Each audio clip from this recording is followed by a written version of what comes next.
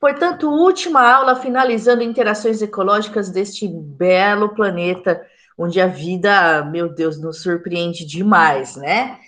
Estamos, portanto, aqui nas intra ou interê?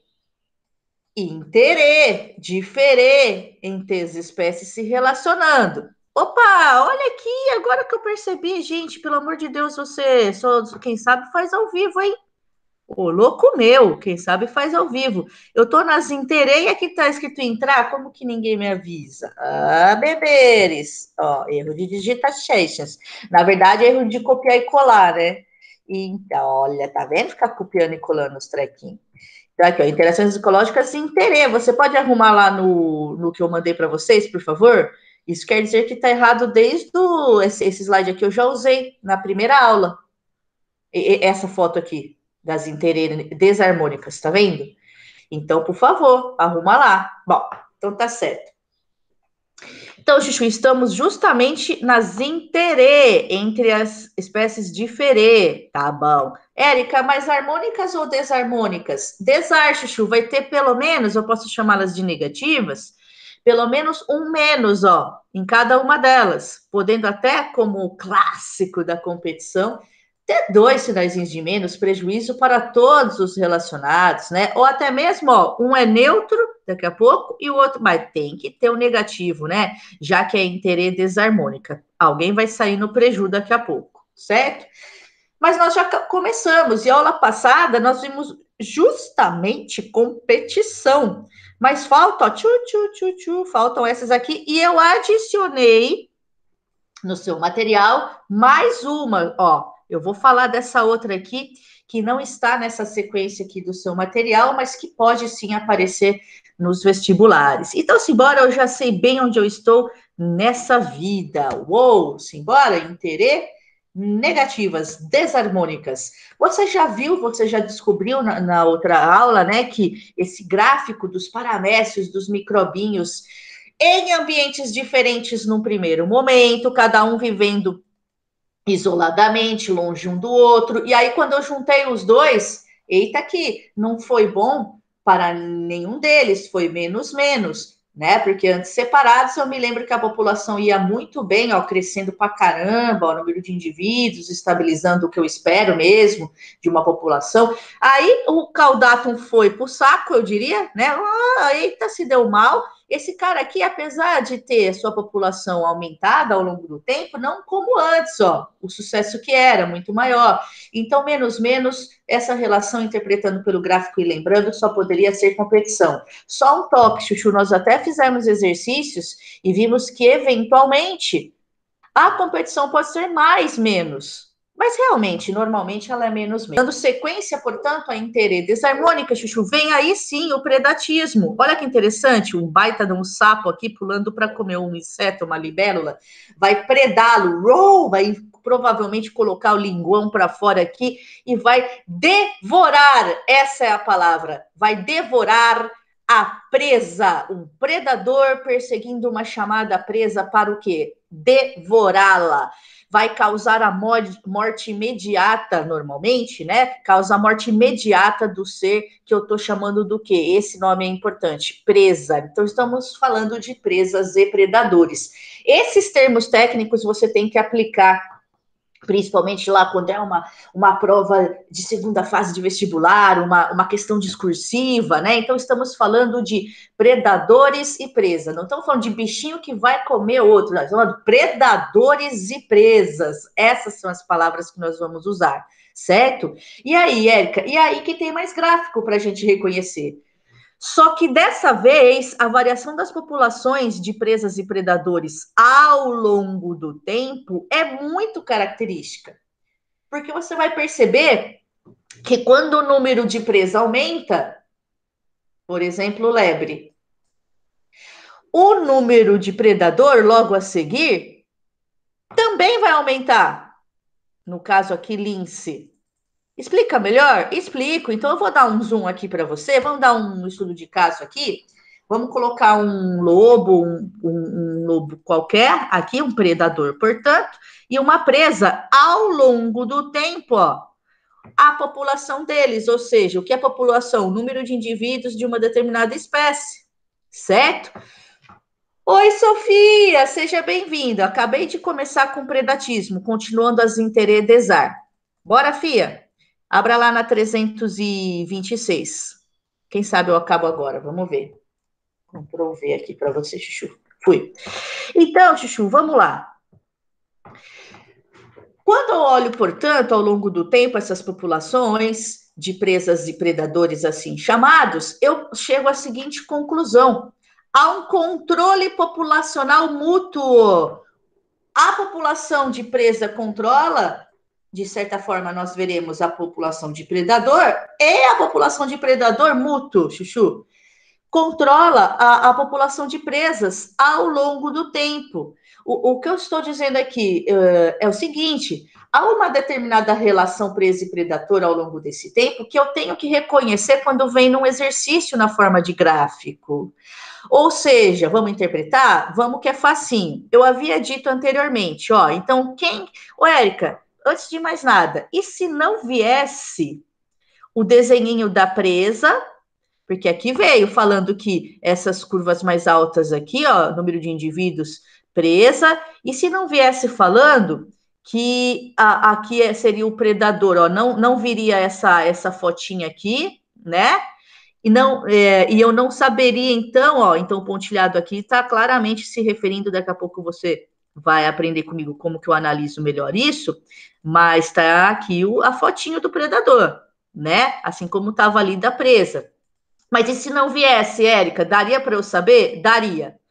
Que essa curva mais alta é a presa e a mais baixa verdinha aqui seria do predador. Nem sempre vem, então, os desenhos falando. Eu teria que descobrir como. Ah, gente, ó, poxa, num finalzinho de curso desse de ecologia, você já sabe que tem que ter mais presa, no geral, né? Na maior parte do tempo, tem que ter mais presa do que predador, senão falta comida para o predador. Porque você imagina, um lobo, ele come um monte de coelhinho. Vou repetir, um lobo ele come um monte de coelhinho, um lobo. Então tem que ter mais presa, coelhinho, do que o predador, certo? Então o pico maior aqui, ao longo do tempo, é sempre da presa. Isso se tiver num ambiente, claro, em equilíbrio. Em equilíbrio. Não temos aí um desequilíbrio. Eu fui lá e matei tudo os coelhinhos, ou fui lá eu, ser humano, matei tudo, cacei os predadores, desequilibrei tudo isso daqui. Não, daí não vai se comportar dessa maneira o gráfico, claro. Mas em condições esperadas aí, né, de equilíbrio, nós temos aí o pico maior sempre de presas. A partir daí, olha como essas populações se autorregulam, claro. Conforme vai se proliferando, aumentando a quantidade de coelhinho no ambiente, mais, fazendo amor, mais, aumentando o número de indivíduos, é comida. Dá mais oportunidade para aumentar o número de indivíduos do seu predador. Logo a seguir vem uma subida. Então você teve a subida aqui, você já percebeu, mas tem gente que tem mais dificuldade, quero mostrar aqui, da presa. A seguir, o predador, claro, vem com a sua população aumentando, já que ele tem bastante comida, ele pode aumentar. Eba, que gostoso, vamos deixar mais filhote. Vem, gente. Vem que vai ter presa, vem que vai ter bolo. Tá entendendo, Chuchu? A partir do momento que essa população começou a crescer muito, aumenta a competição entre os indivíduos, porque as presas, cara, não se iluda. Ela precisa do quê? Se a gente está falando de cadeia alimentar, precisa de, no caso da presa normalmente herbívora, né, como é o coelhinho aqui, precisa de grama, precisa de frutinhos. Só que daí, como aumentou muito a população deles ao longo do tempo, começa a faltar as graminhas, a competição pelas graminhas aí, certo? Entre as presas, entre os coelhinhos. Então, logo a seguir, é natural que venha uma baixa, né? E se veio uma baixa do coelhinho, eu sei que logo a seguir vem uma baixa do predador, que tá faltando comida para o predador que caiu aqui, né? O coelhinho vai cair, claro, o lobo logo a seguir, e assim sucessivamente. Então eu percebo essa oscilação de presa e predador se autorregulando ao longo do tempo. Eu reconheço, então, um gráfico de presa e predador quando vem no exercício, mesmo quando não vem o desenho falando que é um gráfico de presa e predador. Certo, Chuchu? E aí, nós dizemos que alguém saiu prejudicado, que é a presa, porque ela foi imediatamente devorada, mas para o planeta Terra isso é necessário, certo? Eu deixei este texto interessantíssimo para você saber um pouco mais em casa sobre predadores controlando populações de presas, um estudo de caso aqui nos Estados Unidos, você vai ver com calma depois, faz parte do enriquecimento do material que eu mando para vocês. Esse outro também, maravilhoso, leia com muita calma, é muito legal, né? Eu não coloco aí à toa, é para saber mais mesmo, certo? Agora, o que eu me lembro que fui eu que ensinei para vocês, e se encaixa perfeitamente aqui, Chuchu, lá das aulas de evolução deste ano, as adaptações tanto das presas como dos predadores ao ambiente. Ô, Érica, você está falando de camuflagem, mimetismo, aposematismo? Nossa, tá lembrando dos termos técnicos já de cara, da primeira vez que eu expliquei isso no primeiro ano, você já tá lembrando assim? Que belezinha. O mais fácil é lembrar do termo camuflagem, né? Mimetismo e aposematismo, eu vou relembrar rapidamente aqui. Não é tão fácil de lembrar, né? Mas camuflagem todo mundo lembra, adaptação de presa e predador ao ambiente. Seleção natural, sobrevivência dos mais aptos. Darwin, Charles Darwin, isso, Darwinho. Então vamos lá, Chuchu. Você sabe que, por exemplo, aqui nós temos um bicho-pau e um inseto, né? E que parece um graveto aqui se camuflando. Por quê? Porque ele fez força para ficar igual o graveto do ambiente e se camuflar. Craque não é Lamarck. Lembra que você vai se moldando ao ambiente? Não. Ele nasceu assim. Essas características vêm através de mutações, recombinações gênicas. Olha, já passamos pelo curso todo de evolução.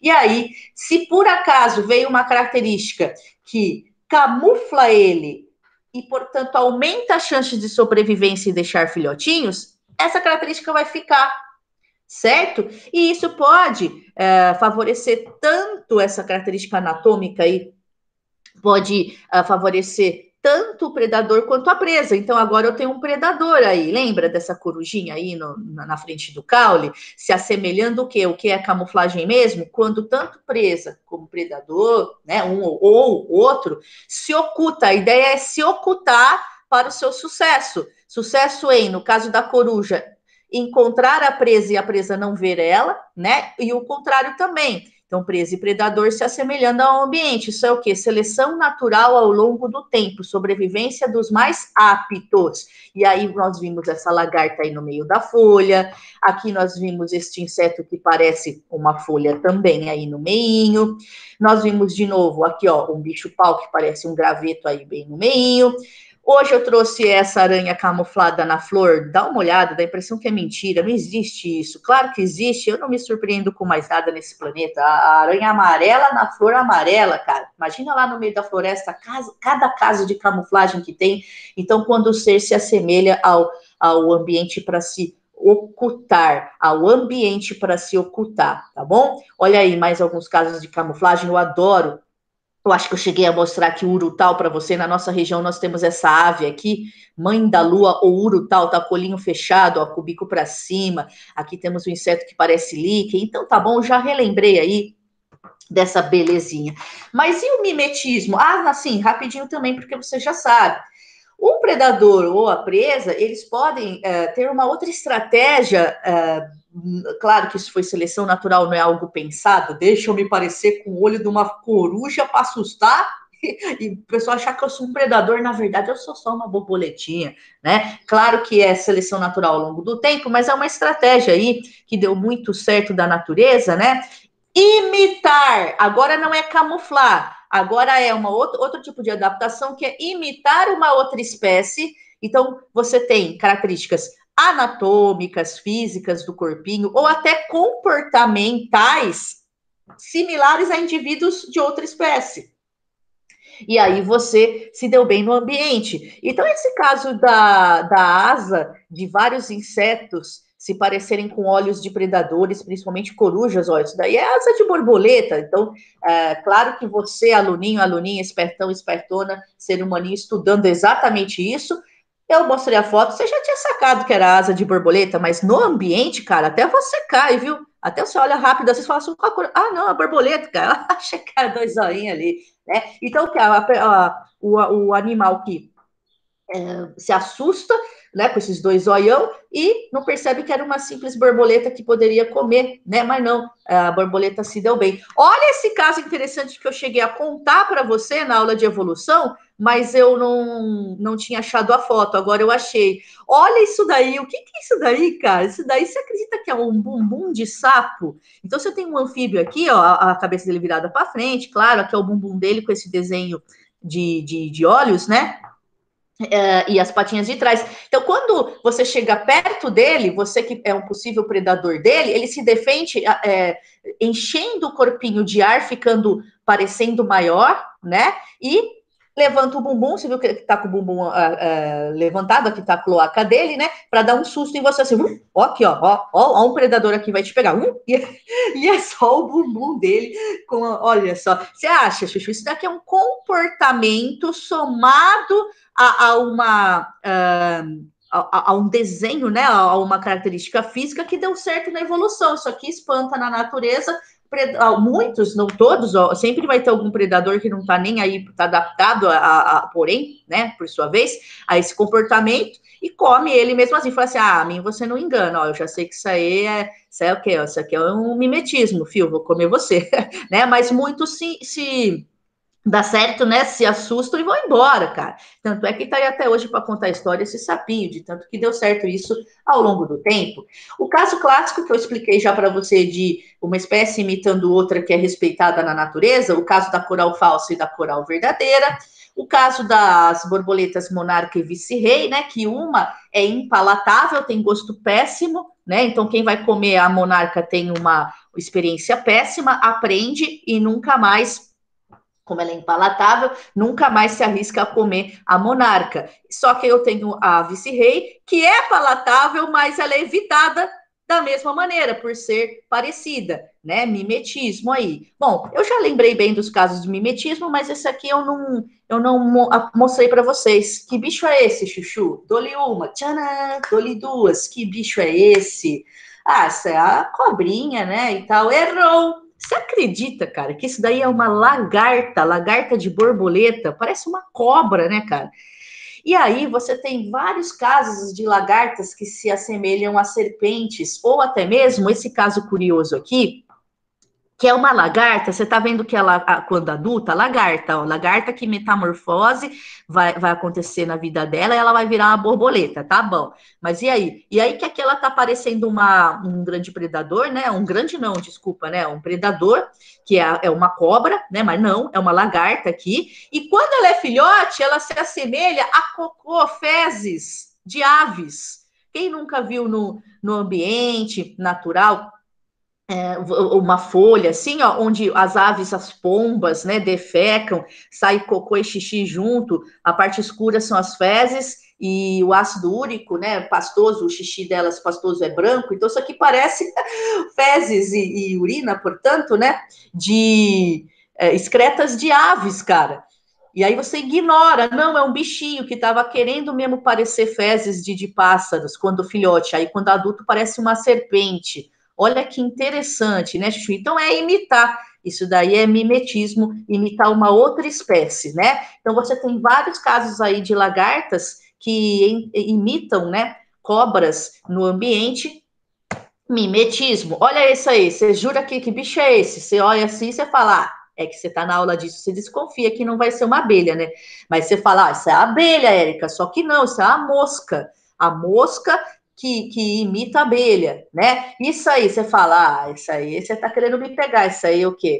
Isso aí é a formiga, mas não deve ser exatamente, Chuchu. Isso daí é uma aranha mimetizando aí uma formiga. Então você sabe que é aranha, ó, porque tem uma, duas, três, quatro. Uma, duas, três, quatro, ou seja, oito, quatro pares, né? Somando então oito pernas, já que formiga teria seis. Então a aranha aqui está mimetizando uma formiga, mas é uma aranha. E por último, você viu a adaptação aí de presas e predadores, normalmente presas, né? Que tem essa coloração que nós chamamos de aposemática, que é de advertência, chama muito atenção, muito comum aqui nesses sapinhos aí coloridos, né? E que, poxa, são altamente tóxicos, né? É um caso extremo que se você tocar neles, você já se intoxica, né? Não precisa nem ter contato com mucosa da boca ou dos olhos, não, é só você tocar de tão tóxico que eles são. E eles são respeitados por conta disso, porque a primeira experiência que você tem com ele já não é boa, no mínimo você passou mal, se é que você não morreu, né? Mas normalmente para outros animais eles são impalatáveis, essa toxina é forte, faz passar mal e tal, se não morreu, né? Como eu estou dizendo. E aí você nunca mais mexe com eles, e ao longo do tempo você aprende que essas colorações de você que eu digo, você que mora na floresta que não é um ser humano, né, que está lá fuçando o chão, você começa a respeitar essas cores de outros seres muito chamativas, você já vê que isso é uma advertência de que, opa, não vai ser legal mexer com ele, certo? Pessoal, agora, para de falar de predação e de adaptações de presas e predadores. Eu quero falar de outra coisa, Chuchu. Eu quero falar de herbivoria rapidamente. Herbivoria é um tipo de predação? Podemos considerar como tal. Por isso que veio uma interrogação, ó. Será que podemos encarar? Sim, dependendo do autor ou da autora, nós encaramos esta relação herbívoros comendo folhas como quem está predando uma presa, né? Como se a lagarta fosse o predador e a folha fosse a presa que está sendo devorada, certo? Então, herbivoria, posso sim classificar ou não, né? Depende do autor, como um tipo especial de predação. De qualquer maneira, ela existe, é uma relação entre dois seres, a herbivoria. Considere você como um tipo especial de predação ou não. É uma relação mais, menos anyway, certo? Então veja que as plantas podem perder partes importantes para sua sobrevivência por isso e morrer. Por isso que é comparado à predação. Aí, turma, isso me lembra muito o quê? Opa, olha que bonitinho o urso panda aí, por exemplo, animal herbívoro, né? Então, a gente estava falando de lagarta e fomos para um outro, só que agora de grande porte, um animal de um outro herbívoro, né? Que é o panda, e que se alimenta só, né, de vegetais. Então, ele fica ali comendo ali as partes da planta e tal, tudo, mas ó, a planta não morreu, Érica. Por isso que a gente discute se é um tipo de depredação ou se é, entre aspas, uma simples herbivoria, mas que é uma relação entre o animal e a planta, onde ele ganhou e ela perdeu a parte do corpo dela, no mínimo, certo? E aí isso me lembra agora sim as nuvens de gafanhotos. E repare que nós temos uma notícia aqui super fresquinha e que não é aquela acho que foi no primeiro semestre, eu não sei se chegou eu não lembro de cabeça se foi no segundo ou no primeiro semestre, eu coloquei na aula de população para vocês também, aquela notícia de que estava chegando de novo nuvem de gafanhoto perto do Brasil, e a gente estava com medo, nos preparamos, né, para jogar veneno neles. Eu cheguei a comentar em algumas aulas gravadas aí de ecologia. Não, é outra, cara, isso aqui é recente, né, outra, de novo, ó, tá vendo? Só que dessa vez os especialistas alertaram que apesar deles estarem perto da gente, né, ó, gafanhotos que estão a 5 quilômetros da fronteira do Rio Grande do Sul, apesar disso, não são de espécie destrutiva, como era do começo do ano lá que se aproximou. Então, quando fala que não é uma espécie destrutiva, quer dizer que não vai acabar com o milharal inteiro, com a plantação inteira em minutos, né? Como pode acontecer. E aí sim eu poderia comparar a predação, porque imagina você acabar com a plantação com os pezinhos de milho, cara, devorados os pezinhos de milho, como uma lebre devorada, cara. Morreu imediatamente por uma presa. Agora, se eu tiro só um pedacinho, ele não é destrutivo. Ele está aqui comendo só um pedacinho da minha plantação da folha, né? E vai embora. não é uma espécie destrutiva, ainda assim, Xuxa, eu posso comparar com predatismo, né? Só que não seria um predatismo clássico que mata imediatamente a sua presa, tirou só um pedacinho. Por isso que é discutível, né? Se herbivoria eu encaro como um tipo de predatismo ou não. Não importa. O que importa é que é uma relação, Chuchu, e vai ser mais menos, certo? Onde você tem o animal herbívoro mais e a planta menos, perdendo seja uma parte só dela, ou ela morrendo inteirinha, o que se assemelharia mais a um clássico predatismo, morrendo na hora, o ser vegetal. Tá bom, Chuchu? Então, bora lá? Bora. Quando eu falo de outra relação ecológica, outra, mudei, Chuchu, outra, eu saio do predatismo, agora sim, parei de falar de predatismo e herbivoria, tá? Herbivorismo. Vou falar de parasitismo, eu vejo que há primeiro uma semelhança, também é mais menos. Só que agora, ao invés de predador e presa, eu chamo do quê? Quem é o mais? Eu chamo ele de quem está se dando bem é o parasita que está pegando partes ali do corpo, né? Do tal hospedeiro, que é o menos, e está todo incomodado, servindo de fonte de alimento para o tal parasita. Então, a relação aqui é entre parasita, que é o mais, e hospedeiro, que é o menos. E você pode ser hospedeiro de alguns parasitas. Então, por exemplo, eu posso chamar de ectoparasita quando esse parasita, como a sanguessuga, como carrapato, piolho, vive do lado de fora ou visita periodicamente o lado de fora do tal então chamado hospedeiro, essa é a palavra, que vai servir de fonte de alimento, certo? Agora, e se ele estiver dentro do seu corpo, parasita, como esta bela tênia aí na foto no seu intestino? Gente, aí ele não é ecto, aí ele é um parasita do tipo endo, dentro, ele vive no interior do corpo do hospedeiro. Então, aqui um termo técnico que aparece, os parasitas podem ser ecto ou endo, parasitas, sendo que ectoparasitas, aí como exemplo, né, além da sanguessuga, e claro, os mosquitos são nossos ectoparasitas, vem toda hora me usar como fonte de alimento, pô, ele não tá me predando, mas ele tá, normalmente eu continuo viva, né, claro, a não ser que haja uma grande infestação do parasita, que nem carrapato tá lá no cachorrinho, sugando, ele tem o cachorro como fonte de alimento, mas o cachorro pode, claro, eventualmente morrer por excesso de carrapato, ou ele ficou anêmico, né? Perdeu tanto sangue para os carrapatos tudo, ou então tem alguma doença esse carrapato, ele está transmitindo uma doença para o cachorrinho. Mas normalmente a ideia, digamos assim, do parasita não é matar o hospedeiro, é ficar arrancando pedacinho por pedacinho dele, digamos assim, principalmente quando é hematófago, né? Vai sangue, sangue.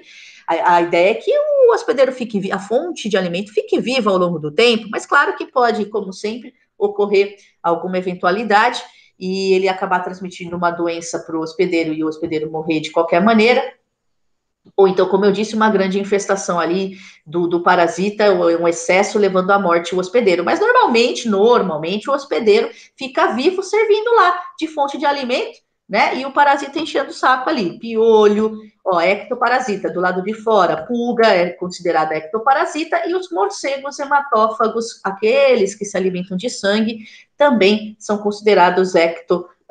Então, a ideia é você ver que, diferente do predatismo, onde a presa, assim chamada, morreu, perdeu sua vida devorada, aqui não. Aqui o hospedeiro fica vivo, né? Incomodado com o parasita, porque tá vivo, mas tá lá, perdendo partes do corpo toda hora para esse parasita aí, né? Por isso que a gente discutiu se a herbivoria era um caso de predatismo mesmo ou não, porque poderia eventualmente na herbivoria arrancar só um pedacinho, como aqui, como no parasitismo, né? Do corpo do outro ser. Então vem aqui, e quando é endo, me dá exemplos. Ah, gente, além dos vermes, todos que você estuda ao longo do ensino médio, você vai estudar teníase, esquistossomose, tudo verme, ó.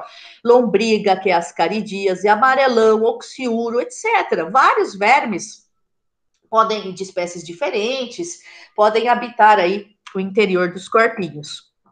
Ou os protozoários, que nós estudaremos também, como o microbinho que causa malária, né? É um micróbio protozoário chamado Plasmodium. O mais famoso, talvez, para você, seja o Trypanosoma cruzi, o protozoário que vive dentro do nosso corpo e que pode, né? Se você tivesse contaminado, né? Viver no nosso corpo, causando a famosa doença de Chagas, assim como vários vírus e bactérias são considerados, então, por viver dentro do corpo parasitando o hospedeiro, endoparasitas. Bom, acho que isso aí agora já está claro, né? Agora, o que a galera esquece, porque o que a gente lembra, ó? Um animal parasitando outro animal. Ó, um animal parasitando outro animal, certo? Agora, esquece das plantas. Ô, Érica, vai dizer que tem planta que parasita outra planta? Fica sugando o quê se não tem sangue? Ah, deve ser seiva, né, gente? Seiva. Seiva produzida pela planta. Então, você já viu aí, provavelmente, nas ruas, em cima das árvores, parece fio de ovos, parecem fios de ovos, mas na verdade isso aqui é uma planta amarelada que parece fios de ovos, está vivendo às custas dessa outra verdinha, né, sugando a glicose dela, porque ela própria não consegue produzir cipó chumbo, para tudo. O que parece fio, eu achava tão bonito, eu via isso daqui, ó, Érica, olha o que eu via. Vou ver aqui, ó, tá passando na rua, tem uma planta lá, uma árvore aqui com as suas flores bonitinha, né? E uns fios de ovos, já vi isso aí na rua. Eu achava tão bonito, bonito, fica bonito, né? Os negócios amarelo, pendurado, mas na verdade, Chuchu, é uma planta matando outra, tem nada de bonito aí não, certo? Visualmente é bonito, mas a planta que está lá embaixo está morrendo, o cipó chumbo amarelo aqui em cima está parasita, como é, suga. Por que que ele faz isso, Érica? Que forgado ali não faz a glicose dele? Não. Aí ele vai roubar da outra planta? Mas planta que não faz fotossíntese, não faz glicose. Existe isso? Ué, planeta Terra, Chuchu. Então o cipó chumbo amarelado aqui, veja, ele não tem clorofila. Ele não é verde, ele não tem clorofila, ele não absorve luz para fazer fotossíntese, então ele depende de outra planta verdinha, clorofilada, fazendo fotossíntese para ele. Então o que ele faz, o cipó chumbo? Olha o que ele tem, ele tem essas raízes, ó, que nós chamamos de austórios, inclusive, ó, austórios. Essas raízes são penetrantes, são sugadoras, entram dentro dos tecidos de outra planta, justamente porque não faz fotossíntese essa planta. Ela precisa de austórios, né, que vão se enfiar lá na outra planta, vai até o vaso condutor da outra planta para pegar glicose da fotossíntese e não pega só glicose, não? Pega também água? Pega. Então, nós podemos dividir esse caso de parasitismo entre plantas, ó, estou entre plantas, uma planta parasitando outra planta. Eu posso classificar a planta parasita como holo ou hemiparasita.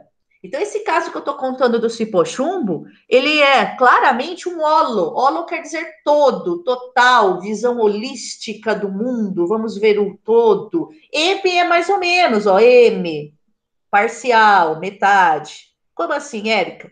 Então, o caso do cipochumbo que eu estou te contando, portanto, é de um holoparasita, uma planta, né?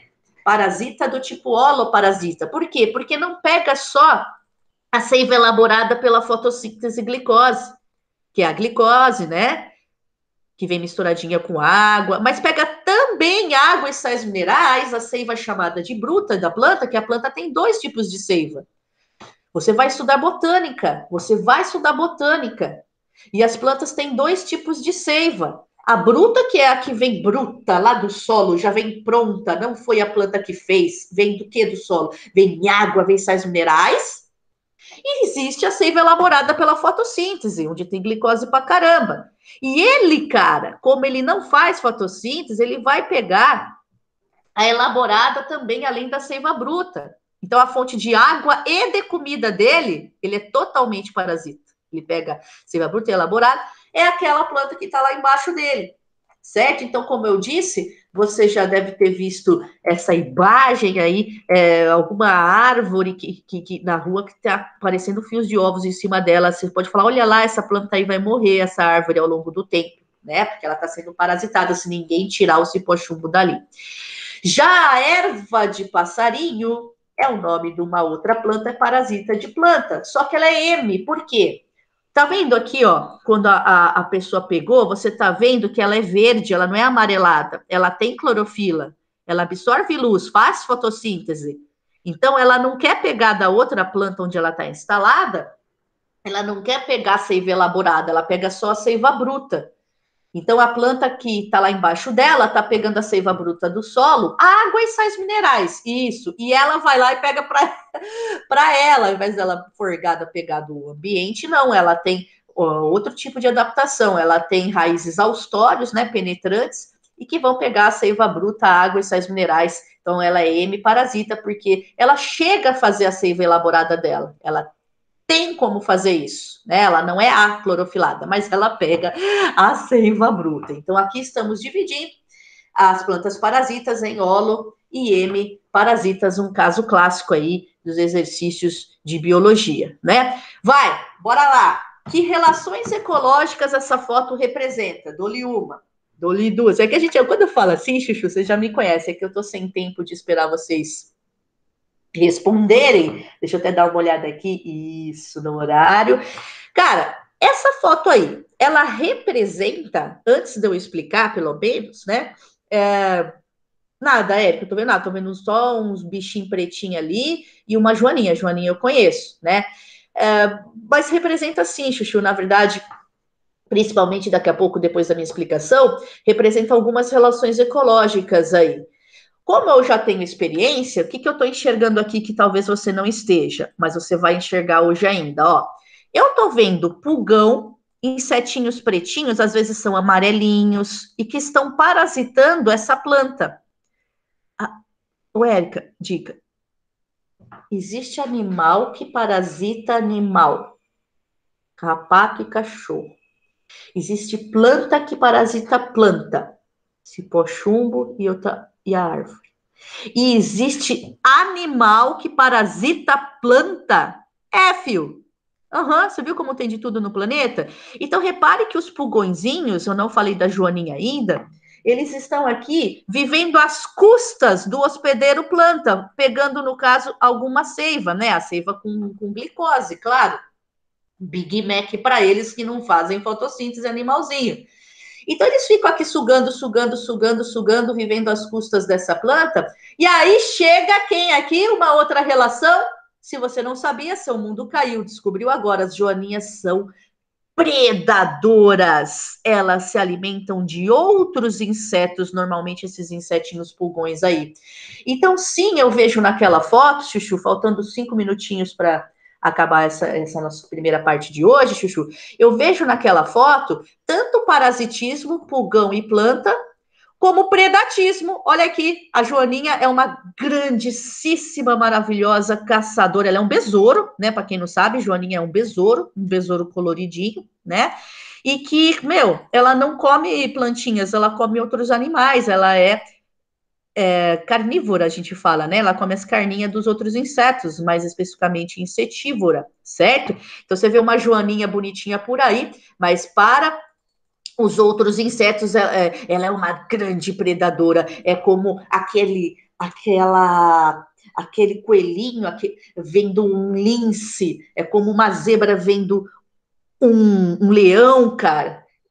Aqui no Brasil é como se fosse uma onça aqui e olhando para a capivara, meu Deus, deixa eu sair correndo dessa onça. Então a joaninha, ela é um grande predador ali, tanto é que ela controla parasitas das nossas plantas. Eu amo ver joaninha, não porque ela é bonitinha para mim, mas porque eu sei que ela está comendo os pulgãozinhos aqui das minhas plantas, certo? Então eu vejo aqui parasitismo e vejo predatismo nessas imagens aí, tá bom?